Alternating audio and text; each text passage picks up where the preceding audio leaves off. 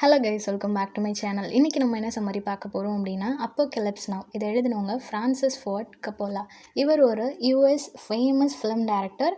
தி Godfather அப்படின்னு சொல்லக்கூடிய one of the most famous and also எக்ஸ்ட்ராடினரியான ஒரு மூவி தி காட்ஃபாதர் அப்படின்றது.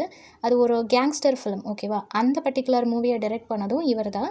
அதுக்கப்புறமா அப்போகலிப்ஸ் நவ் அப்படின்னு சொல்லக்கூடிய இந்த பர்டிகுலர் வார் ஃபிலிமும் இவரோட கெரியரில் மட்டும் இல்லாமல் ஹாலிவுட் இண்டஸ்ட்ரியிலேயே one of the most celebrated மூவியாக இருந்திருக்கு, ஓகேவா? ஸோ இவரோட சினிமேட்டிக் டெக்னிக்ஸாக இருக்கட்டும், இந்த தாட் ப்ராசஸாக இருக்கட்டும், எல்லாமே ரொம்பவே எக்ஸலண்ட்டாக அந்த மூவியில் எக்ஸிக்யூட் பண்ணியிருப்பார்.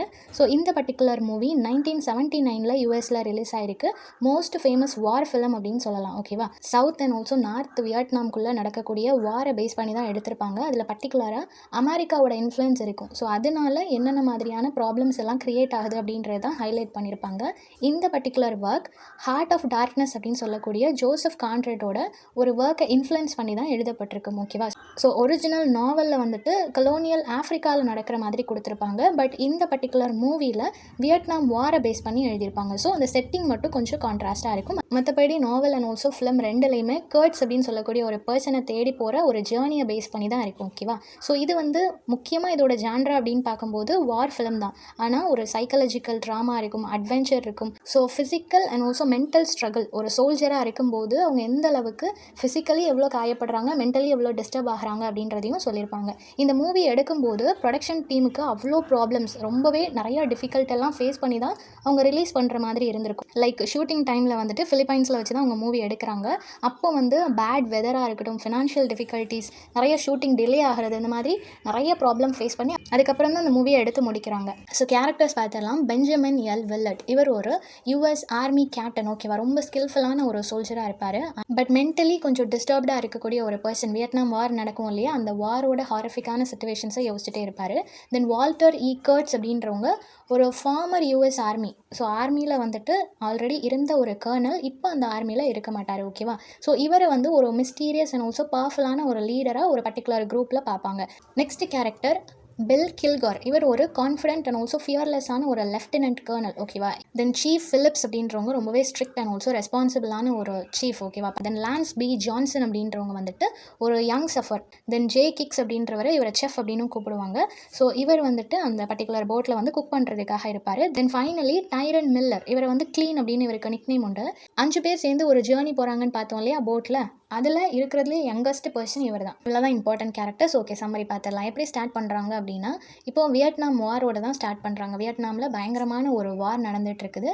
அதில் அமெரிக்கன் ஆர்மி வந்து டீப்லி இன்வால்வ்டு, ஓகேவா? ஸோ ரொம்ப ப்ரூட்டலாக வியட்நாமில் இருக்கக்கூடிய பீப்புளை கொன்று குவிச்சிட்டு இருக்கிறாங்க அமெரிக்கன் ஆர்மி. இந்த ஸ்டோரி ஸ்டார்ட் ஆகும்போதே கேப்டன் பெஞ்சமின் வில்லடை வந்து இன்ட்ரடியூஸ் பண்ணுறாங்க. ரொம்ப சைக்காலஜிக்கலி டிஸ்டர்பான ஒரு யூஎஸ் ஆர்மி ஆஃபீஸர். அவரோட ஹோட்டல் ரூமில் ஸ்டே பண்ணியிருக்கிறாரு. அவருக்கு ஒரு மிஷன் கொடுத்துருப்பாங்க. அதை கம்ப்ளீட் பண்ணிட்டு வந்து ரிலாக்ஸ்டாக அங்கே உட்காந்துருப்பாரு. ஆனால் அவருக்குள்ள அந்த வியட்நாம் வாரோட அந்த ஹாரிஃபிக்கான மொமெண்ட்ஸ் எல்லாமே ஓடிட்டு இருக்கும். ஸோ மென்டலி ரொம்ப ஸ்ட்ரகிள் பண்ணிட்டு இருக்கிறதுனால ஹெவியாக ட்ரிங்க் பண்ணக்கூடிய ஒரு பர்சனாக இருப்பார்.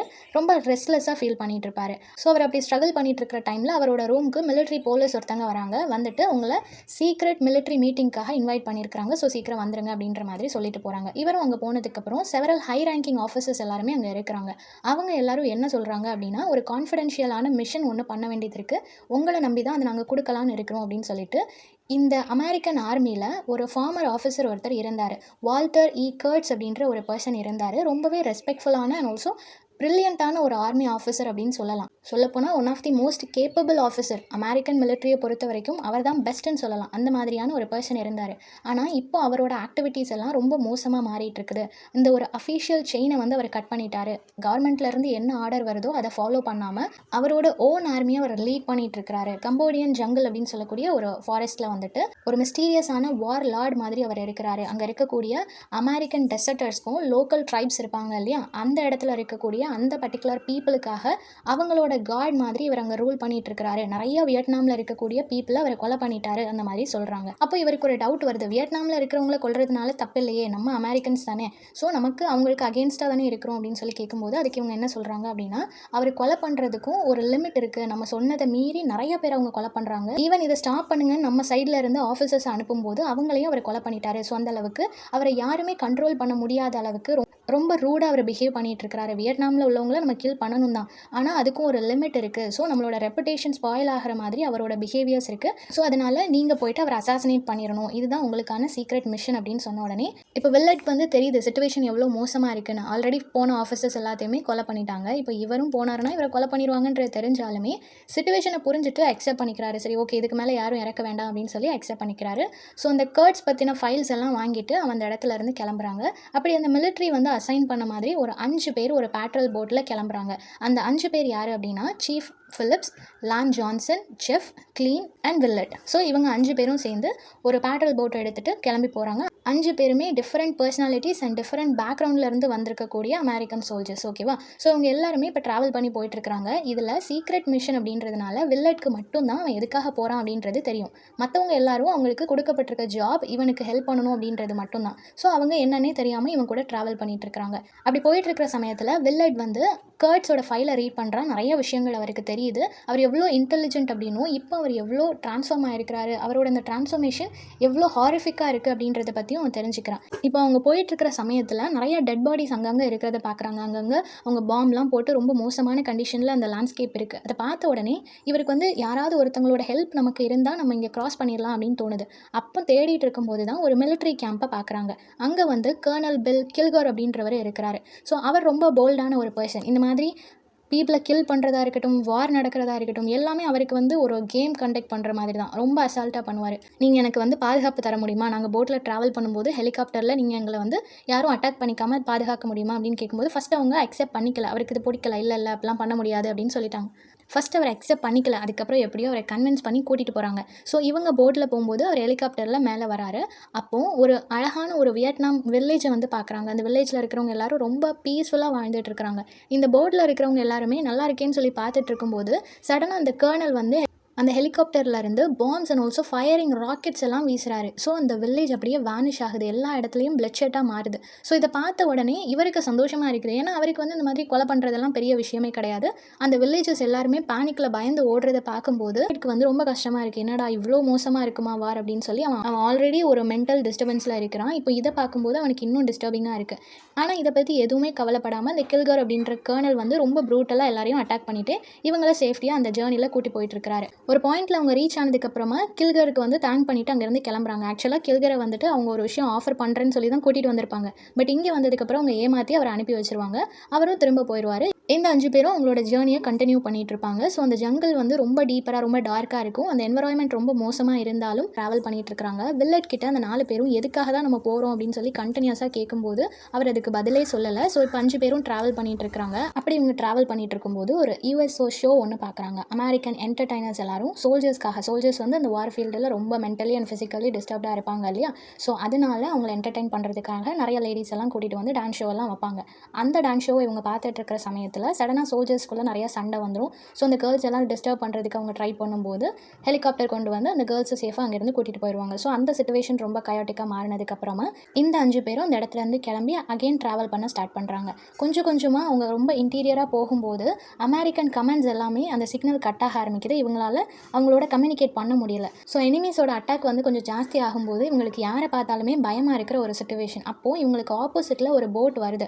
அது ஒரு வியட்நாமிஸ் போட் அப்படின்றது இவங்களுக்கு தெரியுது. ஸோ அவங்கள போக விட்டுறலாம், அவங்க சிவிலியன்ஸ் தான் அப்படின்னு சொல்லி இவங்களுக்குள்ளே பேசிக்கிறாங்க. இருந்தாலும் ஒரு பயம் இருக்கிறதுனால சடனாக அந்த போட்டை ஸ்டாப் பண்ணி அங்கே இருக்கிறவங்க எல்லாரையுமே ஷூட் பண்ண ஸ்டார்ட் பண்ணிட்டாங்க.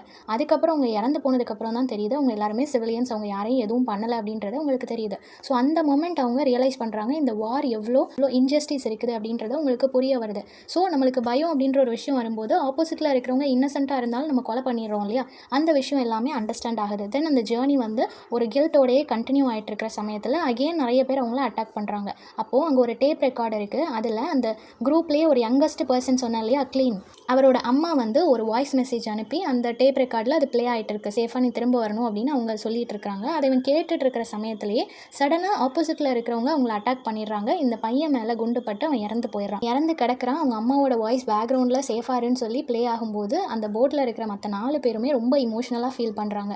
தென் வேறு வழி இல்லை, அவங்க ட்ராவல் பண்ணிகிட்டு இருக்காங்க. அவனோட டெட் பாடியை எங்கேயாவது நம்ம சேஃபாக பரி பண்ணலாம் அப்படின்னு சொல்லி தேடிட்டு இருக்கும்போது தான் அகெயின் ஒரு ஐலாண்ட் மாதிரியான ஒரு இடத்த பார்க்குறாங்க. ரொம்ப சேஃபான ஒரு பிளேஸாக இருக்குது. அங்கே இருக்கிற ஆஃபீஸர் கிட்ட ஹெல்ப் கேட்கும்போது அவங்க அக்செப்ட் பண்ணிக்கிறாங்க. அதே மாதிரி இவனுக்கு வந்து ஒரு ராஜ மரியாதையோட அவனோட டெட் பாடியை அங்கே பரி பண்ணுறாங்க. அவங்களோட சேர்ந்து நைட்டு டின்னர் எல்லாம் முடிச்சுட்டு அகெயின் அங்கேருந்து கிளம்புறாங்க. இப்போ அவங்க டீமில் 4 பேர் தான் இருக்கிறாங்க இல்லையா. அகெயின் அவங்க ட்ராவல் பண்ணிட்டு இருக்கும்போது இன்னொரு பர்சனையும் கொலை பண்ணுறாங்க. ஸோ ரிமைனிங் இருக்கக்கூடியது வில்லட், லான்ஸ் அண்ட் சீஃப், இவங்க 3 பேரும் தான் இப்போ ரிமைனிங் இருக்கிறாங்க. ஸோ அகெயின் இவங்க ட்ராவல் பண்ணிட்டு இருக்காங்க. அப்போ வில்லட் வந்து அந்த கர்ட்ஸோட அந்த ஃபைல்ஸ் தான் படிச்சுட்டு இருக்காரு. அப்போ அவருக்கு என்ன தெரிய வருதுன்னா, கர்ட்ஸுக்கு மேரேஜ் ஆயிடுச்சு, ஒரு பையன் இருக்கிறான் அப்படின்றதும் தெரிய வருது. ஸோ எல்லாத்தையுமே ரீட் பண்ணிகிட்டே போயிட்டு இருக்காங்க. ஆல்மோஸ்ட் அந்த இடத்த ரீச் பண்ணுற சமயத்தில் அந்த சீஃபையுமே அட்டாக் பண்ணிடுறாங்க. ஸோ அவருமே இறந்து போகிறாரு. இப்போ கர்ட்ஸ் இருக்கக்கூடிய இடத்துக்கு வில்லட் அண்ட் லான்ஸ் மட்டும்தான் உயிரோட என்டர் ஆகிறாங்க.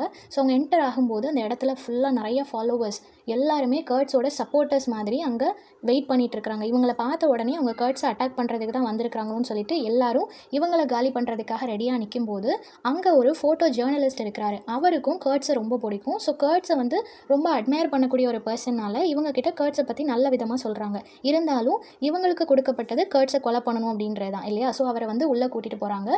வில்லட் ஃபர்ஸ்ட் கர்ட்ஸை பார்க்கல, அவர் எங்கே இருக்கிறாரு அப்படின்றது தெரியல. லேட்டர் அவரை மீட் பண்ணும்போது கர்ட்ஸ் வந்து எக்ஸ்பிளைன் பண்ணுறாரு, நான் ஒன்றும் கெட்டவன்லாம் கிடையாது, இந்த வாரை பற்றி நான் சரியாக புரிஞ்சு வச்சிருக்கிறேன்னு நினைக்கிறேன். இந்த வார் அப்படின்றது எல்லாருமே இதை யூஸ் பண்ணி நிறைய சிவிலியன்ஸை, தப்பு பண்ணாத நிறைய பேரை கொலை பண்ணுறாங்க. இதெல்லாம் எனக்கு பிடிக்கல. ஸோ இங்கே இருக்கக்கூடிய மக்கள் எல்லாருமே பர்டிகுலர்லி சின்ன குழந்தைங்க போலியோவால் அட்டாக் ஆகிறாங்க. ஸோ அவங்கள காப்பாற்றுறதுக்காக தான் நான் இங்கே வந்தேன், இப்போவும் காப்பாற்றிட்டு இருக்கிறேன். ஸோ கவர்மெண்ட் சொல்கிற மாதிரி யாரையும் அழிக்கிறதுக்காகவோ ஒரு குரூப் ஆஃப் பீப்புளை வந்து கொலை பண்ணணுன்றது என்னோட மோட்டிவ் இல்லை. இந்த வாரை பற்றி சரியாக புரிஞ்சதுனால தான் இதை கண்டினியூ பண்ண வேண்டாம்னு சொல்லி நினைக்கிறேன். இந்த மாதிரி நிறைய விஷயங்களை கர்ட்ஸ் வந்து எக்ஸ்பிளைன் பண்ணுறாரு.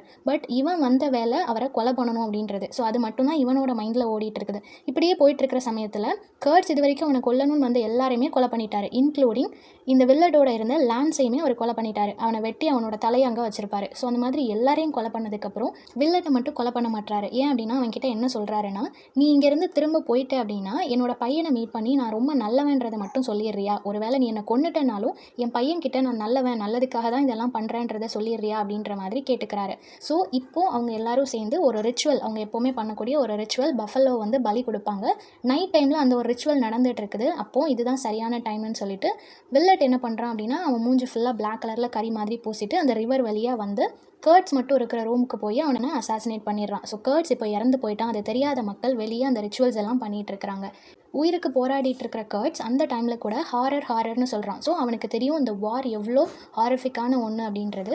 ஸோ அப்படி சொல்லிவிட்டு அவன் அங்கே இறந்து போகிறான். இறந்து போயிட்டாருன்றது அந்த மக்கள் எல்லாருக்கும் தெரிஞ்சாலும் கூட இன்னமும் அவனை கொலை பண்ணாமல் அவங்க விட்டுட்டாங்க. ஏன்னா கர்ட்ஸே அலோவ் பண்ணாரே இவன் கொலை பண்ணணும்னு சொல்லிட்டு, அப்புறம் எப்படி நம்ம இவனை கொல்றது அப்படின்னு சொல்லி இவங்க வந்துட்டு யாருமே அவனை எதுவுமே பண்ணலை. அவன் அப்படியே அந்த இடத்துல இருந்து விலகி போகிறான். இதோட இந்த மூவி வந்து முடியுது. ஸோ வார் எவ்வளோ ஹாரிஃபிக்கானது, அதுலேருந்து எஸ்கேப் ஆகணுன்ற ஒரு பர்சனை இந்த கவர்மெண்ட் எப்படி ட்ரீட் பண்ணுது அப்படின்ற மாதிரி ரொம்பவே பிரில்லியண்ட்டாக இந்த மூவியை எக்ஸிக்யூட் பண்ணியிருப்பாங்க. ஸோ இந்த சம்மரி எல்லாருக்கும் புரிஞ்சிருக்கும்னு நினைக்கிறேன். நெக்ஸ்ட் என்ன டாப்பிக்கில் வீடியோ போடலான்னு சொல்லி கமெண்ட் பண்ணுங்கள். தேங்க்யூ ஃபார் வாட்சிங்.